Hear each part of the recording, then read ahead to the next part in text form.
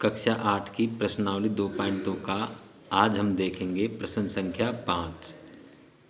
दो संख्याओं का अनुपात 5:3 है। यदि उनमें अंतर 18 है तो संख्याएं ज्ञात करें। तो इसके लिए आप माना प्रथम संख्या x, लेकिन यहाँ पे हमारा अनुपात जो प्रथम है वो है 5, तो हमारी संख्या हम बना लेंगे 5x। इसी प्रकार दूसरी संख्या जो दूसरा अनुपात है हमारा 3, तो हम दूसरी संख्या बना लेंगे 3x।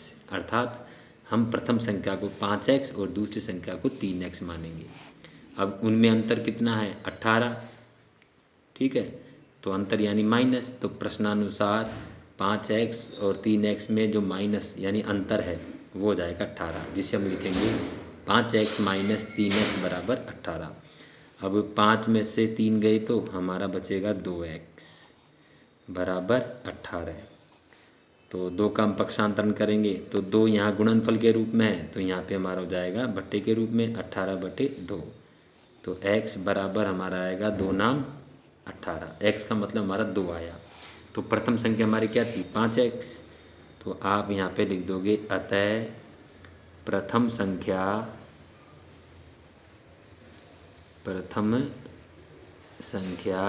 बराबर 5x। तो x का मान हमारा कितना आया? 9। तो इसको 9 से हम गुणा कर देंगे, तो 5 नाम 45। तो हमारी प्रथम संख्या हो जाएगी 45। इसी प्रकार अगर हम देखें दूसरी संख्या, तो दूसरी संख्या को हमने क्या माना था? 3x। दूसरी संख्या हमारी थी 3x, तो 3 और x का मान हमारा आया 9। तो 3 गुणा 9 जब करेंगे तो 9 तिया हमारा आ जाएगा 27। तो हम कह सकते हैं कि प्रथम संख्या जो है आपकी वो हो जाएगी प्रथम संख्या बराबर 45 और द्वितीय संख्या हो जाएगी आपकी दूसरी संख्या जो है वो बनेगी बराबर आपकी 27। ठीक है, तो इस प्रकार आपकी पहली संख्या 45 और दूसरी संख्या 27 आ जाएगी। अब हम देखते हैं इसकी प्रश्न संख्या 6। 3 लगातार पूर्णांकों का योग 51 है, तो पूर्णांक ज्ञात करो। तो यहाँ पे आप लिखोगे माना प्रथम पूर्णांक, प्रथम जो हमारा पूर्णांक होगा वो हो जाएगा x बराबर x। तो यहाँ पे आप ध्यान रखो लगातार पूर्णांक, तो अगला पूर्णांक प्राप्त करने के लिए हमें इसमें 1 जोड़ना पड़ेगा।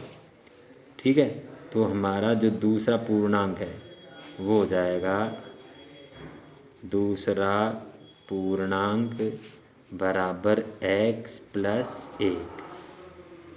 अब तीसरा पूर्णांक, 3 पूर्णांक की बात हो रही है, तो इसमें फिर 1 जोड़ देंगे, यानी कि हम 1 जोड़ के हम आगे बढ़ते जाएंगे। तो हमारा जो तीसरा पूर्णांक है वो हो जाएगा तीसरा पूर्णांक वो हमारा हो जाएगा जो दूसरा पूर्णांक था ना हमारा x प्लस 1, इसमें हम फिर से 1 जोड़ देंगे। तो इस प्रकार लगातार जब बात हो जाए लगातार पूर्णांकों की, तो आप 1 जोड़ते हुए आगे बढ़ते जाओगे।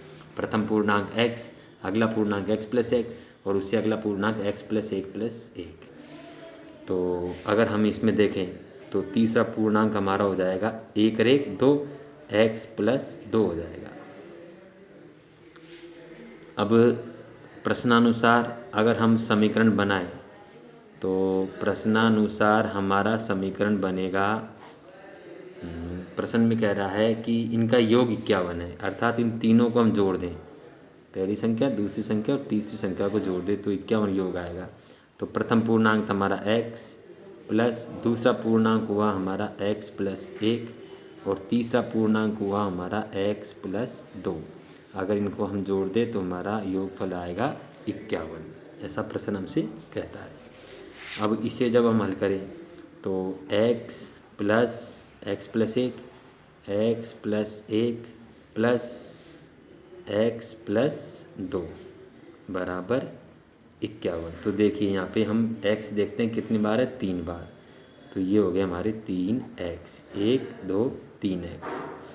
और 2 और 1 3 प्लस के हो गए हमारे 3 बराबर 51।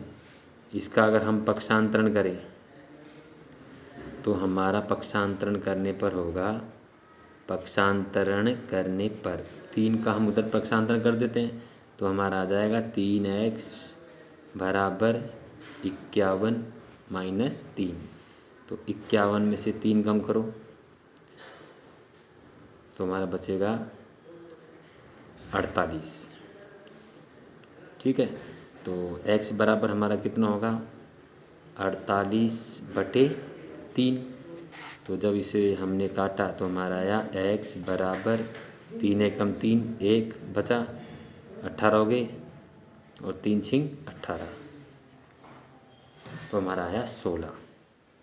तो x का मतलब हमारा 16 आ रहा है। तो x हमारा क्या था प्रथम पूर्णांक, तो यहाँ पे हम लिख देंगे अतः प्रथम पूर्णांक,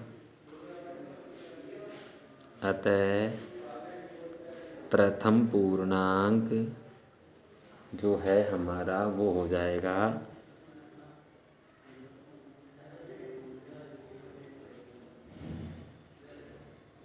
प्रथम पूर्णांक